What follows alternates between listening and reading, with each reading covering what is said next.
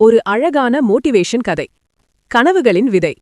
ஒரு சிறிய கிராமத்தில் ராஜேஸ்வரி என்று ஒரு பெண் குழந்தை இருந்தாள். அவளுக்கு 12 வயது. அவளது அப்பா ஒரு சிறிய விவசாயி. அம்மா வீட்டு வேலைகள் செய்து கொண்டிருந்தாள்.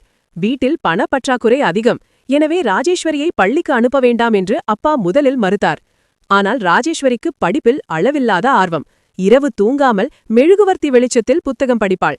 நான் படித்து பெரிய மனிதராக வேண்டும், என் கிராமத்து பெண்களுக்கெல்லாம் ஒரு முன்னுதாரணமாக இருக்க வேண்டும் என்று தனக்குள் சொல்லிக் கொள்வாள். ஒரு நாள் பள்ளி ஆசிரியை அவளை அழைத்து, ராஜேஸ்வரி, நீ மிகவும் நல்ல மதிப்பெண்கள் எடுக்கிறாய், ஆனால் வீட்டில் பிரச்சனை இருப்பதால் படிப்பை நிறுத்தப் போகிறாயா என்று கேட்டாள். ராஜேஸ்வரி கண்களில் கண்ணீருடன், ஆசிரியம்மா, எனக்கு படிக்க வேண்டும் என்று ரொம்ப ஆசை.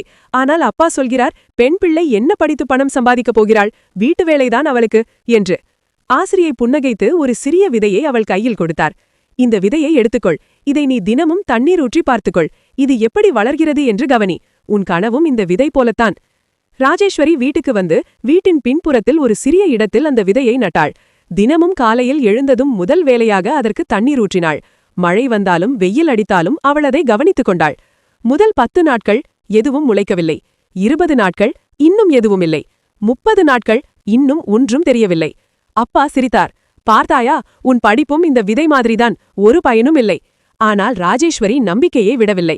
இந்த விதைக்குள் ஒரு பெரிய மரம் ஒளிந்திருக்கிறது. நான் பார்க்க முடியவில்லை என்றால் அதற்கு அர்த்தம் அதில் உயிரில்லை என்றல்ல. என் கனவுக்குள் ஒரு பெரிய எதிர்காலம் ஒளிந்திருக்கிறது என்று தனக்குள் சொல்லிக் கொண்டாள். 45வது நாள் ஒரு சிறிய முளை தோன்றியது. பச்சை நிறத்தில் மிகவும் சிறியது, ஆனால் அது வளர்ந்து கொண்டிருந்தது.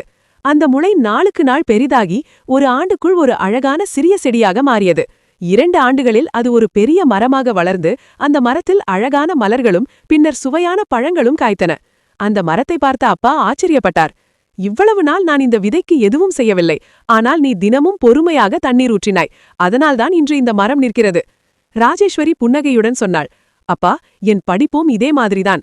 இப்போது எனக்கு கஷ்டமாக இருக்கலாம், ஆனால் நான் தினமும் உழைத்தால் ஒரு நாள் என் கனவு ஒரு பெரிய மரமாக வளரும். அதில் என் குடும்பமும் என் கிராமத்து பெண்களும் நிழலும் பழங்களும் பெறுவார்கள். அப்பாவின் கண்கள் கலங்கின. அன்று முதல் அவர் ராஜேஸ்வரியை படிக்க அனுமதித்தார். அவள் 10ஆம் வகுப்பில் மாவட்ட அளவில் முதல் மாணவியாக வந்தாள். பிறகு பொறியியல் படித்து ஒரு பெரிய நிறுவனத்தில் உயர் பதவியில் அமர்ந்தாள். இன்று அவள் தன் கிராமத்தில் ஒரு பெண்கள் பள்ளியை நடத்தி வருகிறார். அந்த பள்ளியின் பெயர் கனவுகளின் விதை. கதையின் செய்தி மாணவிகளுக்கு: உங்கள் கனவு ஒரு சிறிய விதை போன்றது. இன்று அதை யாரும் பார்க்க முடியாது.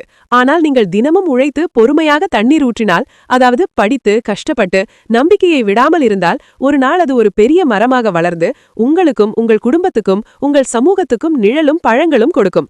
உங்கள் விதைக்கும் ஒவ்வொரு நாளின் உழைப்பும்